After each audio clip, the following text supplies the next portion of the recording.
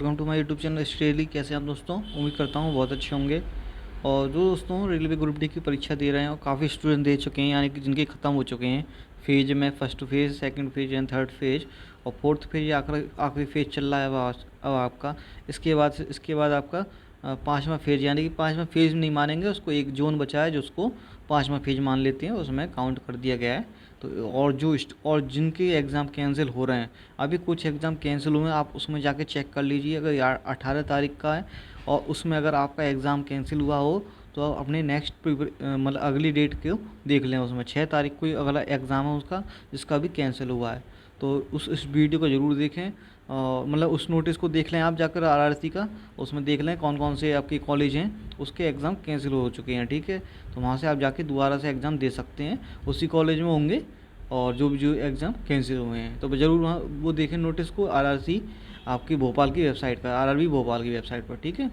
तो आज दोस्तों हम आरआरसी चेन्नई की बात करेंगे, चेन्नई बोर्ड की। इसकी कट ऑफ कितनी आ सकती है, एक्सपेक्टेड कट ऑफ रहेगी आपकी पीईटी 2022 के लिए। और इसमें दोस्तों मैक्सिमम कम से कम 40 से 50 मार्क्स तक के भी स्टूडेंट पास होंगे, क्योंकि दोस्तों यहाँ पर काफ़ी कम है आपका, सबसे कंपटीशन यहाँ पर बहुत कम है। और आप जानते हैं दोस्तों कि इस बार आपका काफ़ी स्टूडेंट एग्ज़ाम नहीं देने जा रहे हैं, तो इस वजह से स्टूडेंट बहुत कम हो रहे हैं। और जो स्टूडेंट एग्ज़ाम भी दे रहे हैं तो वो भी काफ़ी सीरियस नहीं है, क्योंकि ग्रुप डी नौकरी 3.5 साल से ऊपर हो चुका है, लेट हो गई है, और वो भी ग्रुप डी की है ये, ठीक है।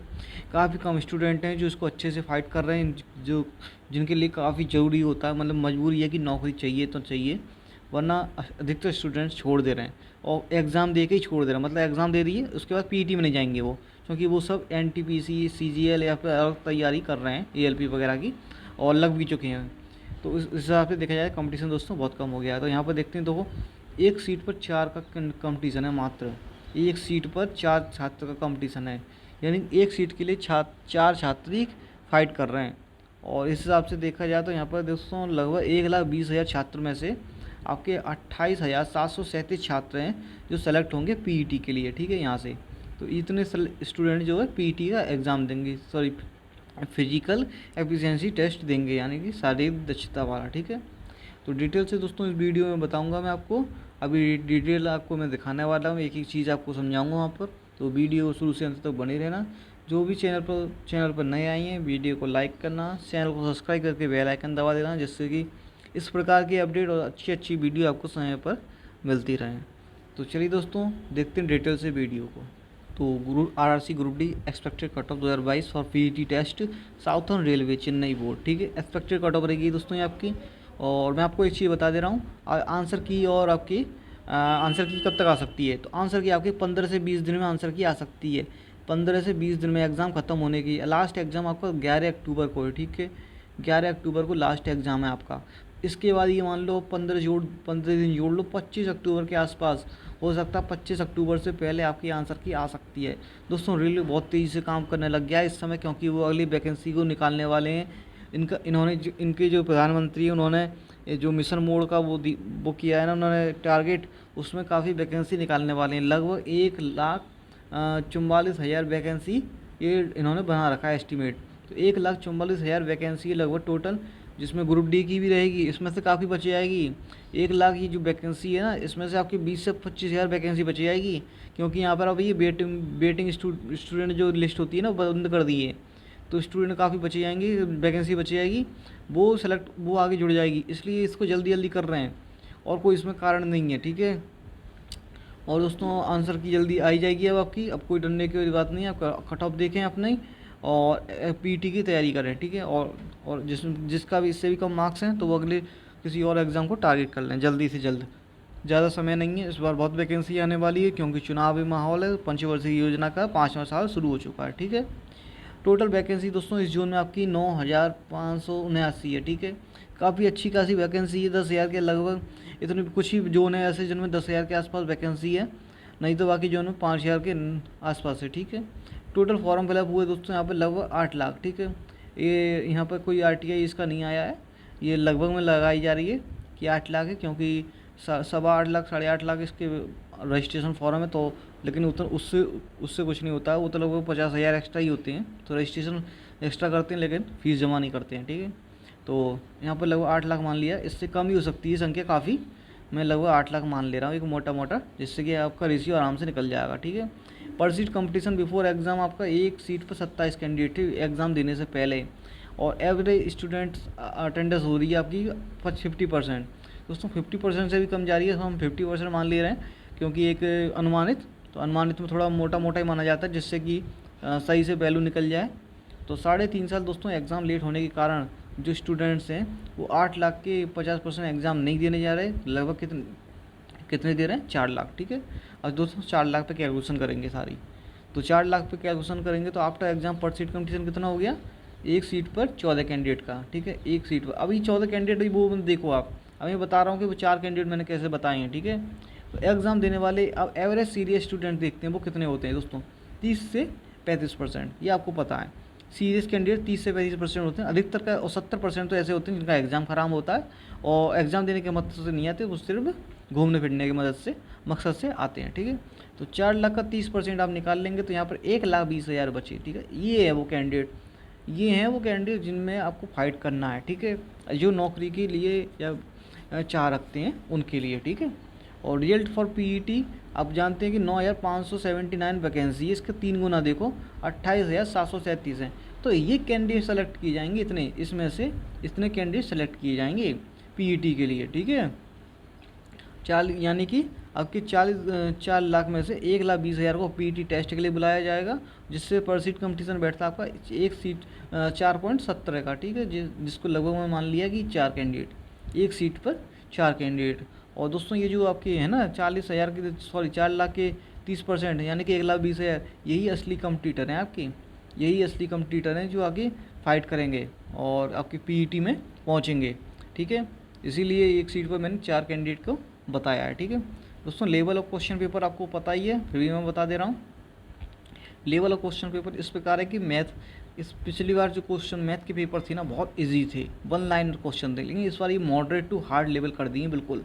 18 से 20 तो ये मैक्सिमम बता रहा हूँ, इससे भी कम अटैम्प्ट हो पाते हैं बच्चों के, अच्छे से जब करते हैं, अगर तुक्के मारते हैं तो बात अलग है। और रीजनिंग में देखो दोस्तों मॉडरेट टू हार्ड लेवल कर दिए, मॉडरेट टू हार्ड।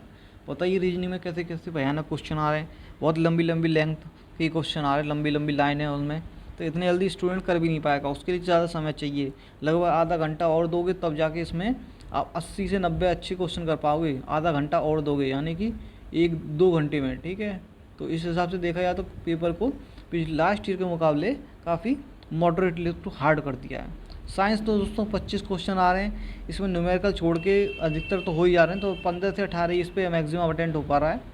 और जीके करंट अफेयर्स भी दोस्तों कभी कुछ भी आ जाती है, कभी लास्ट 6 महीने की आती है तो कभी लास्ट 1.5 साल की आती है। ठीक है, तो इसका कोई अंदाज़ा नहीं है, बस जो कि स्टैटिक जीके का है वो आ जा रहा है, रिपीटेड क्वेश्चन कुछ आ रहे हैं, तो रिपीटेड क्वेश्चन जरूर देखें जिनका एग्ज़ाम नहीं हुआ है, अदरवाइज रिपीटेड क्वेश्चन आ रहे हैं, आपको पता, मैंने आपको बता दिया। ठीक है, ये दोस्तों लास्ट ईयर की कट ऑफ है 2018 की। देखो 2018 की इतना सरल पेपर होने के बाद ये थी वो आपकी ओबीसी या एसटी। तो जनरल की गई थी 71.53, ओबीसी की गई थी 68.63, एससी की गई थी 61 और एसटी की गई थी 55। तो ये इतनी कट ऑफ गई थी, और लगभग हर कट ऑफ में 6 से 7 नंबर का अंतर था, यानी कि जनरल ओबीसी के बीच में ओबीसी एससी, एससी एसटी के। ठीक है, और एक्स सर्विसमैन और सीसीए जो होते हैं रेलवे अप्रेंटिस वाले, इनकी कट ऑफ दोस्तों मिनिमम पर क्वालिफिकेशन पे ही रुकती है, तो इनको कोई डरने की बात नहीं है।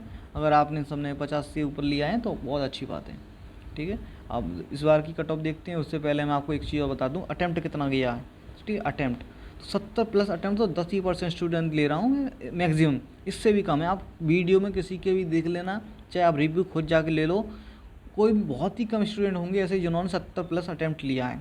ठीक है, 60 से 70 के बीच में हैं अच्छे खासे स्टूडेंट हैं, 20% है, और सबसे ज़्यादा आपके 50 से 60 के बीच में 40% स्टूडेंट, और बचे हुए तो आपके 40 से 50 हो गए, ये जो कैंडिडेट बाहर हो जाते हैं। ठीक है, तो इतने आ रहे हैं। ठीक है, अब इनके देखो फिर भी इतने अटैम्प्ट होने के बाद अब हो गया क्या कि लगभग 8 से 15 तो ये गलत कर जा रहे हैं, अच्छे स्टूडेंट 8 से 15 गलत कर जा रहे हैं, क्योंकि वहाँ लैंग्वेज ही ऐसी है कि बाहर आके निकल दो कुछ और पूछा था और लगा कुछ और दिया। ठीक है, तो इस प्रकार से देखा जाए तो लगभग 5 से 6 तो कम से कम गलती होती है। तो ये ग्रुप डी का एग्ज़ाम है, रेलवे का कोई भी एग्ज़ाम हो, इसमें मिस्टेक निश्चित रूप से निकलेगी। ठीक है, जब आंसर की आएगी ना तब देखना आप, और 10 से 20 तो एवरेज स्टूडेंट्स के गलत हो रहे हैं। एवरेज स्टूडेंट जो ये जो है ना 60 से 70 के बीच में और 50 से 60 के बीच में, इनके गलत हो रहे हैं 10 से 20 कम से कम। तो इस हिसाब से देखा जाए दोस्तों तो अटैम्प्ट दिलाने के बाद घट और गए, तो अब बताओ कट ऑफ का क्या असर पड़ेगा। तो एक्सपेक्टेड कट ऑफ जो रहेगी ना इस प्रकार से होगी, जनरल की रहेगी आपकी 60 से 65 के बीच में। 65 तो मैं ज़्यादा बता दे रहा हूँ, 60 के आसपास ही घूमेगी, 60 के नज़दीक में ही, ठीक है। EWS 50 से 55 के बीच में, और OBC की 55 से 60 के बीच में, SC की रहेगी आपकी 50 से 55, और ST की रहेगी 45 से 50। ये इसके नज़दीक घूमेगी, ना कि इसके, ठीक है। ये मैक्सिमम की लिमिट है, और मिनिमम कम, मिनिमम तो कोई लिमिट नहीं है, मिनिमम कितने भी रख सकती है, लेकिन ये इसी के नज़दीक घूमेगी, ठीक है। तो इससे ज़्यादा कट ऑफ पर नहीं असर हो। तो इसके अब जो यानी कि जब मार्क्स कट जा रहे हैं यानी कि, तो उसके बाद देखना अगर आपके यहाँ पर नज़दीक आ रहे हैं ना, यहाँ के अगर 2 4 5 नंबर घटा और लेना, इसमें कोई दिक्कत नहीं है, तो भी आप PET की तैयारी शुरू कर दें अच्छे से। अगर आप ग्रुप डी की चाह रखते हैं, ग्रुप डी की नौकरी, और उसमें फिर आगे चल के प्रमोशन वगैरह भी होते रहते हैं, वो चीज़ अलग करती है। तो आप तैयारी करें PET की, वरना आप दूसरे एग्ज़ाम को देखें। और अगर आप पहले से सेलेक्ट हो चुके हैं तो दोस्तों यहाँ पर PET के लिए मत जाना, क्योंकि PET मिल के लिए नहीं जाओगे तो आप वो जॉब हो सकता है किसी और स्टूडेंट्स की ज़िंदगी बना दे, ठीक है। तो ये बहुत ही इंपॉर्टेंट वीडियो था, और काफ़ी मैंने कट ऑफ बता दी पूरी डिटेल से अच्छे से, कोई इसमें अब कोई डरने की बात नहीं है, मैंने आपको सारी चीज़ें समझा दी हैं, ठीक है। तो वीडियो उम्मीद करता हूँ अच्छा ज़रूर लगा होगा, तो चैनल को लाइक कर देना, सब्सक्राइब करके बेल आइकन जरूर दबा देना। इस प्रकार की खबरें और अपडेट आपको समय पर मिलती रहेंगी, ठीक है। तो ये चेन्नई का है, अभी कुछ और जोन बची हैं उनकी वीडियो सारी अपलोड कर दूँगा, ठीक है। उसके बाद हम टारगेट करेंगे और अदर एग्ज़ाम्स की जो आने वाले हैं, ठीक है। रेलवे, SSC सीजीएल में आपकी 25,000 लगभग वैकेंसी है इस बार, तो उसको भी देखें। अगर आप उसके लिए एलिजिबल हैं तो अच्छी इंग्लिश वगैरह है तो आप उसको टारगेट करें, ठीक है। अब तो वहाँ पर भी आपका मेंस भी बराबर कर दिया है, जैसा प्री है वैसा ही मेंस भी कर दिया है, कोई ज़्यादा अंतर नहीं है। सिलेक्शन आपका मेंस लेवल पे होगा, मेंस लेवल पे आपकी मेरिट बनेगी, और प्री आपको क्वालिफाइंग नेचर है, ठीक है। मतलब बस क्वालिफाई करना है, और नंबर से कोई मतलब नहीं है, सिर्फ क्वालिफाई करना है, ठीक है। लेकिन मेंस में आपको मेरिट बनेगी, मेंस में आपको मेहनत करनी पड़ेगी ज़्यादा, क्योंकि उसमें GS भी ज़्यादा है, इंग्लिश भी ज़्यादा है, रीजनिंग, मैथ चारों बराबर कर दिए, ठीक है। लगभग बस इंग्लिश के 45 क्वेश्चन हो गए हैं, और बाकी चारों तो बराबर से ही हैं, ठीक है। उसके बाद आपका कंप्यूटर तो आप पढ़ते ही हैं, ग्रुप डी में भी पढ़ते हैं, NTPC में भी पढ़ते थे। कंप्यूटर वालों को, ग्रुप डी और रेलवे वालों के लिए बहुत अच्छा मौका है। ग्रुप डी के करंट कंप्यूटर तो आता ही है आपका, तो ये सब चीज़ें पढ़ते हो, ठीक है। तो जल्द मिलेंगे दोस्तों नेक्स्ट किसी और वीडियो में। Thanks for watching this video.